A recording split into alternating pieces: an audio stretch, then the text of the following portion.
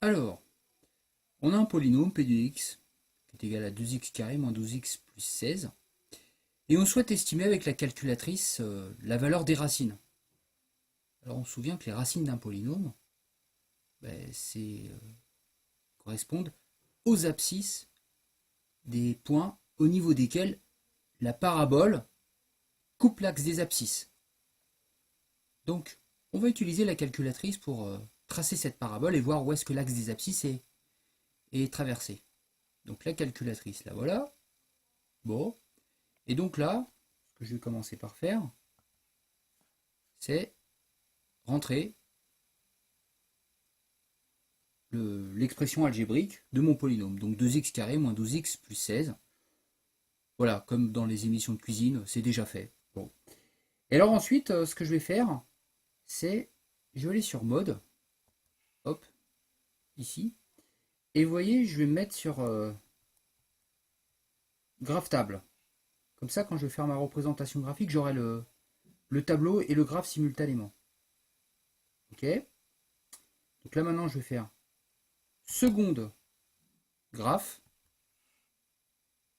Et là, vous voyez, j'ai un tableau de valeurs. Et puis j'ai une petite portion de ma courbe. Alors, bon, côté graphique, on n'est pas franchement content parce que nous, on aimerait bien voir une grosse parabole et puis on a une espèce de truc là tout bizarre. Pas grand chose quoi. Alors pour ça, il faut que j'aille jeter un petit coup d'œil dans la fenêtre. Donc je vais sur fenêtre. Et puis j'ai x min égale 5, x max égale 20, y min égale 2, y max égale 8. Alors essayons de comprendre ces valeurs, ce qu'elles signifient. Donc, si je fais un petit graphique ici, donc là je reprends x min égale 5, je mets 5, x max égale 20, je mets 20 ici, y min égale 2, y max égale 8, et bien ça veut dire qu'en fait mon graphique,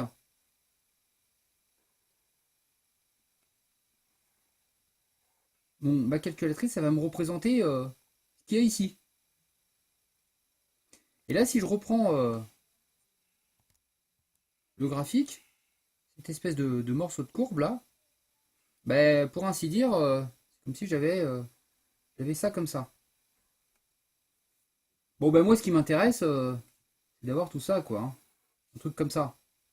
Voilà, c'est archi moche. C'est pour ça que la calculatrice ça va bien m'aider. Et du coup, bon ben voilà, ma fenêtre ici, il va falloir que j'élargisse. Alors ce que je fais avec les doigts, j'aimerais bien le faire sur la calculatrice, mais ça marche pas.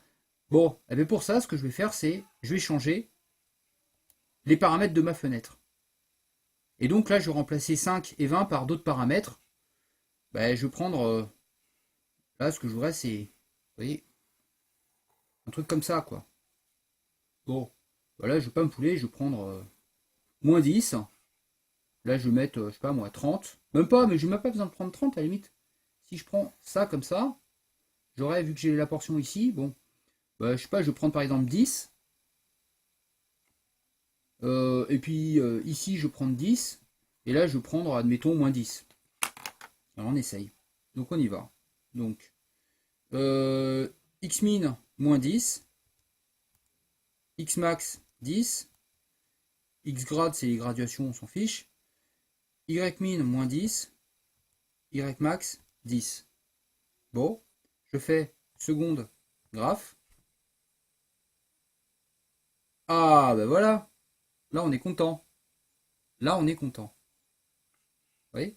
Donc là, par contre, voilà, quand je déplace, là, ici, j'ai les différentes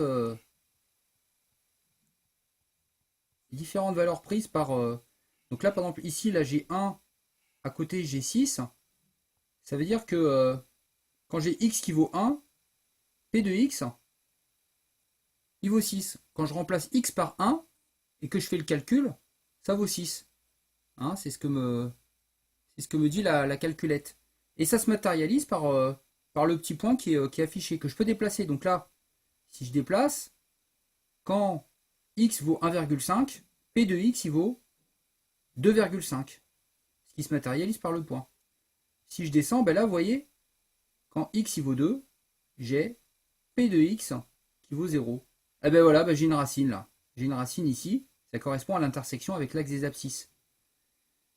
2,5, ça me donne moins 1,5. Hop. Et là, regardez, j'ai une deuxième racine. 4, 0. Donc, grâce à ma calculatrice, la conjecture que je peux faire, c'est que mes deux racines, c'est 2 et 4. Alors, conjecture, j'en suis même quasiment sûr, parce que là, j'ai marqué 0. Là, j'ai marqué 0, mais enfin, bon, si ça se trouve, la calculatrice, elle arrondit un petit peu, et c'est pas tout à fait 0 qu'on a, mais 0,0000001. Bon, c'est un peu vicieux comme raisonnement, mais enfin, la calculatrice n'est qu'une machine, quoi. Alors, pour se convaincre de ce que les racines sont effectivement 4 et 2, je reprends cette expression-là, je remplace par 2, je remplace par 4, et puis j'ai direct les valeurs. Voilà. Merci la calculatrice.